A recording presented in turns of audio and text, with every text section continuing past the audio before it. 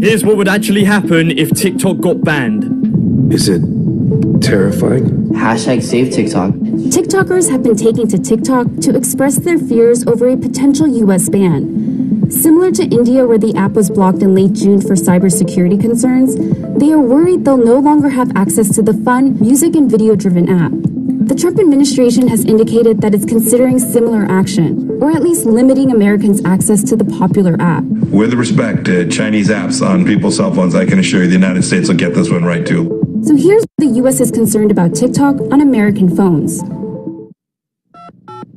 TikTok is China's first global social media sensation. In just a few years, it has quickly vaulted into the top app download ranks, neck and neck with other popular apps. But with this kind of popularity has come increased scrutiny from Washington. TikTok collect everything from the device you're using to access the app, your IP address, the messages exchanged with other users on the TikTok app itself. And to be very honest, that is not very different from what Facebook, YouTube, Twitter, and other social media apps are collecting. The difference with TikTok is its ownership.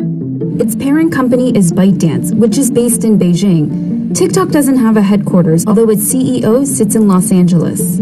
China's legal system allows it to request user data from companies. What worries foreign governments is the fact that the firewall between user data and the Chinese government is completely removed because of these laws. And that means American private data might end up in the hands of the Chinese government.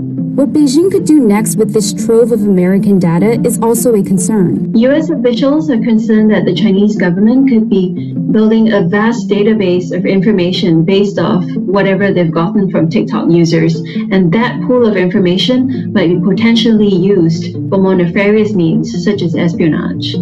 TikTok has said that the Chinese government has never asked the company for user data and would refuse such a request. The company also said its data on American users is held in servers outside of China, in the US and Singapore. There are also concerns about freedom of expression. Among the fun, quirky videos uploaded to TikTok every day, some users say that some videos have been censored. The journal found that in the last 2 years, employees at TikTok followed rules that included striking out content that was in line with censorship norms in China. For example, showing tattoos or excessive cleavage, and politically sensitive topics including the Hong Kong protests or Tiananmen Square. Recently, the app has been censoring other types of content too. We found one US user who said she was banned from her account because she had kissed her girlfriend on the cheek. And this happened during a live stream on TikTok. And TikTok basically told her after that her account was banned for serious pornography. TikTok said that moderation decisions are in an effort to keep the tone on the app lighthearted and not in the name of censorship. TikTok isn't facing only scrutiny from the US. TikTok is facing a possible ban in Australia. The Dutch Data Protection Agency is launching an investigation into TikTok. While pressure grows, TikTok is taking measures to distance itself from its Chinese roots. There's now an American CEO at the head of TikTok. His name is Kevin Mayer, and he comes from Disney. And ByteDance is also considering other changes to its corporate structure. People familiar with the discussions tell us that ByteDance is thinking of establishing a headquarters for TikTok outside of China.